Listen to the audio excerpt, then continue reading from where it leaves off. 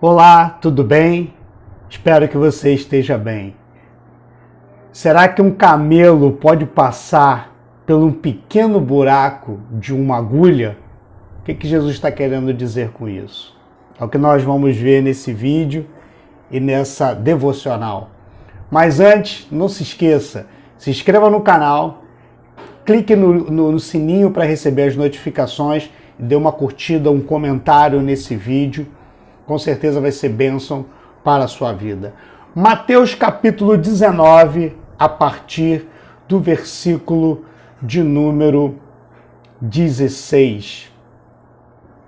E eis que alguém, aproximando-se de Jesus, lhe perguntou: Mestre, que farei de bom para alcançar a vida eterna? Jesus respondeu: por que você me pergunta a respeito do que é bom? Bom só existe um, mas se você quer entrar na vida, guarde os mandamentos.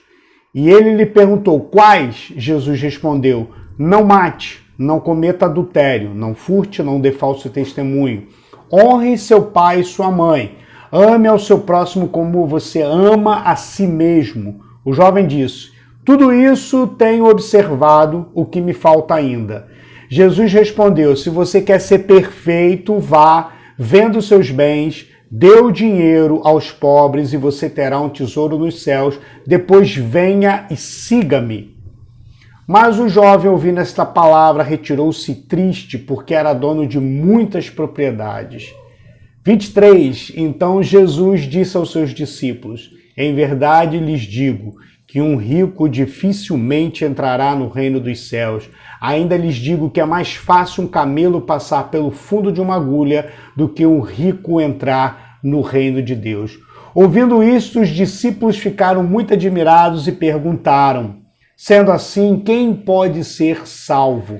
Jesus, olhando para eles, disse: para os seres humanos isto é impossível, mas para Deus tudo é possível. Palavra do Senhor, Evangelho de Jesus Cristo aos nossos corações. Uma pessoa chega diante de Jesus e mostra suas credenciais. Ele se aproxima do Senhor e mostra suas credenciais. O que posso fazer de bom para herdar a vida eterna? Somos tentados por isso muitas das vezes, né? Vivemos numa sociedade, num mundo onde o mérito, o valor, o esforço é valorizado, é tratado como uma priorização, como um privilégio. E o que há de errado nisso? Nada. Nada, até porque nós precisamos ser competentes naquilo que fazemos, precisamos almejar a qualidade, precisamos entregar aquilo que nos foi incumbido da melhor forma.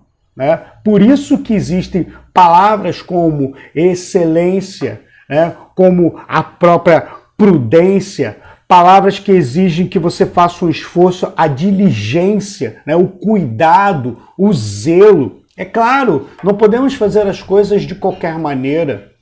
E não há problema nenhum em ajuntar riquezas, não há problema nenhum em se trabalhar as questões financeiras, de ser um bom administrador. Vemos o caso de José, a Bíblia é muito clara a respeito disso. José, Abraão, o próprio Davi, o próprio Nicodemos, né? E tantos outros, José de Arimateia e tantos outros que tinham uma situação, vamos dizer assim, confortável. Não é a riqueza em si que é condenada, de forma alguma. Mas é uma maneira como a gente lida com ela. E é este o caso que assombra a vida desse jovem. Ele chega diante de Jesus e diz o seguinte, ele mostra sua carteira, ele dá uma carteirada. Ele diz o seguinte: olha, Jesus, eu tenho feito coisas boas. Eu tenho feito coisas boas. E o que eu preciso fazer mais de bom, né, de excelente, para poder herdar a vida eterna? Eu ter essa vida de Deus dentro do meu coração, eu ter a certeza da salvação, eu ter a certeza desse pós-morte, dessa vida que não tem fim com o Senhor. É isso que ele coloca diante de Jesus. Como se para obter esse tesouro eterno depende única e exclusivamente da nossa competência. E somos insistentes nisso. A religião vive disso. Como assim? No sentido de que quanto mais fazemos, entendemos que estamos mais próximos. Quanto mais investimos, quanto mais temos as nossas trocas e barganhas, obtemos aí o resultado da bênção de Deus. Mas não é assim com o Evangelho. Jesus aqui tem uma lição tremenda a nos ensinar, aonde esgota todas as nossas possibilidades. Às vezes andamos assim na vida, tentando, fazendo o melhor, mas continuamos insatisfeitos. Fazemos o melhor para as coisas de Deus, para a nossa família, para aqueles que nos cercam, mas sentimos em nosso coração uma falta. Não nos sentimos aí completos. Jesus responde para ele no versículo 17, por que você me pergunta a respeito do que é bom? Bom só existe um. Aqui já dissipa toda a nossa intenção de querer dar uma carteirada, de comprovar alguma coisa para o Senhor. Bom, apenas um. Quem faz coisas boas, apenas é um. Por isso nós dizemos, Deus é bom, a sua misericórdia dura para sempre. Mas se você quer entrar na vida, guarde os mandamentos. Olha, Jesus respondeu, não mate, não cometa adultério, não furte, não dê falso testemunho, honra teu pai e tua mãe, ame ao seu próximo como você ama a você mesmo. E o jovem disse, tudo isso tenho observado, o que me falta ainda? Porque o coração, a intenção está mergulhada numa troca. Eu faço, você é me obrigado a abençoar. Eu tenho feito, o que me falta ainda? Porque tudo eu conquisto pelo meu esforço. Isso é bom, porém, isso não é suficiente, porque existe algo profundo no coração de Deus chamado graça, favor imerecido.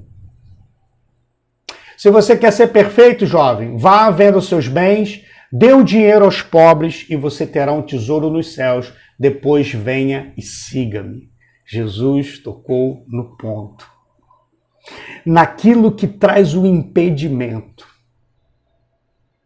E para muitos, pode não ser a riqueza, mas de repente pode ser a família, pode ser o trabalho, pode ser um orgulho, pode ser um hobby, pode ser um time de futebol, pode ser as concupiscências da carne, o desejo desenfreado, o sexo, a bebida e tantas outras coisas que podem criar morada dentro dos nossos corações e fazer com que nós fiquemos completamente cegos diante da realidade divina. Não conseguimos enxergar, somos impedidos porque existem amores que nos distraem, existem amores que nos impedem de uma vida plena com Deus, livre da culpa, livre do pecado, livre de uma obrigação em que gera uma retribuição, isso e aquilo, mas tudo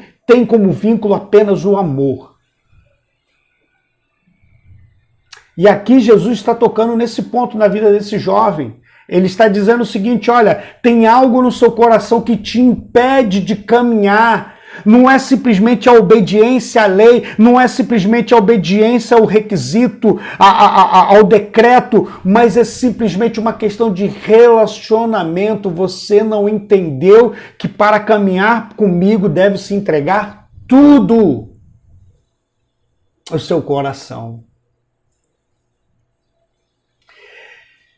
Ele retirou-se triste, 22, porque era dono de muitas propriedades. A religião da aparência, das externalidades. Será que você está dependendo aí da opinião das pessoas? Será que as pessoas ditam a sua identidade? Porque quando nós temos uma vida para com Deus, mas essa vida é maculada por uma prestação de contas ininterrupta para com as pessoas, depende da opinião das pessoas, depende da opinião da família, depende da opinião dos amigos, depende o que as pessoas vão achar disso ou daquilo. O nosso coração se fragiliza, a nossa identidade se perde. A nossa identidade se perde. Por isso o Evangelho ele é libertador.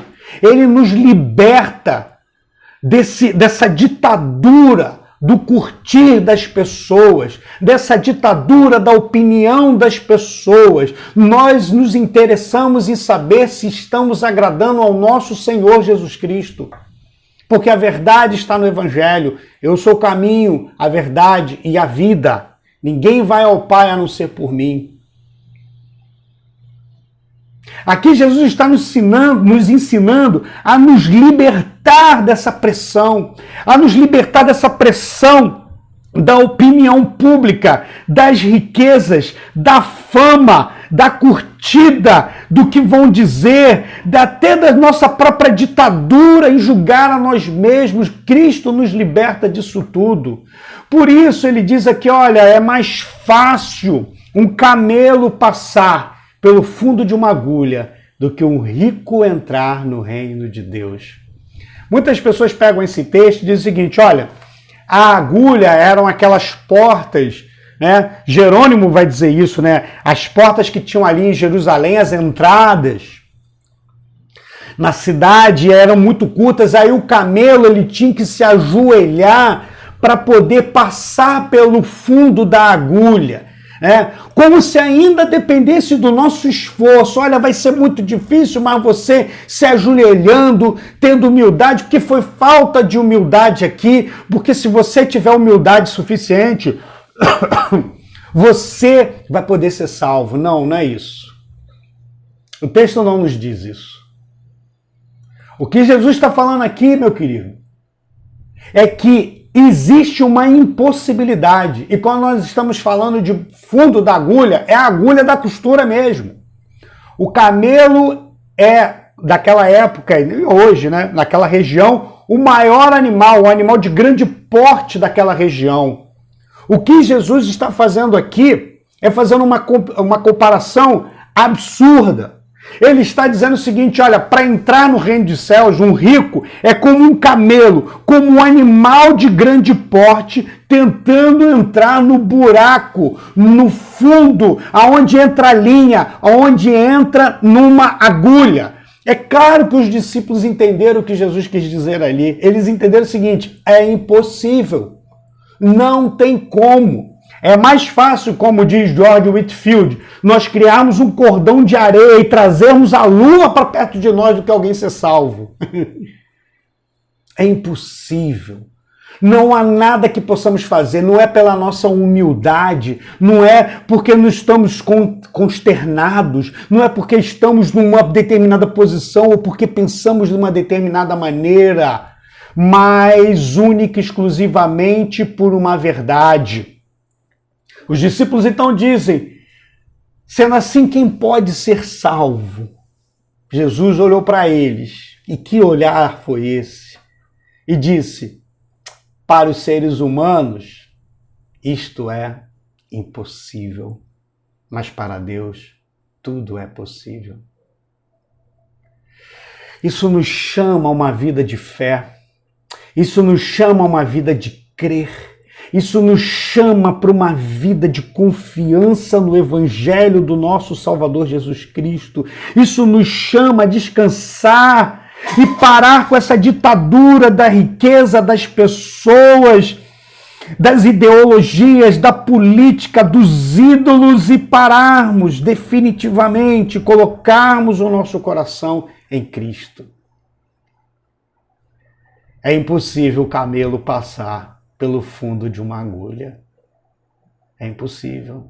Você e eu, nós não conseguimos. Não pelos nossos méritos. Não pelo nosso esforço. E aí, o que acontece? É graça. É graça. É favor. Ele já fez na cruz por mim e por você. é eu começar a caminhar debaixo dessa mensagem da cruz. Crucificar o velho homem, a velha mulher e deixar com que essa nova vida exploda, flua dentro de cada um de nós. Jesus olha para mim e para você e diz: para vocês isto é impossível, mas para Deus tudo é possível. Descanse, é possível porque Cristo já fez. Creia e viva debaixo dessa realidade. Que Deus te abençoe. Nós voltamos com outro Devocionais de Graça nos próximos dias. Amém? Desculpa esse tempo ter ficado fora, tive alguns compromissos, mas nós estamos voltando e pregando o Evangelho de Jesus, tá bom? Que Deus te abençoe. Uma boa semana.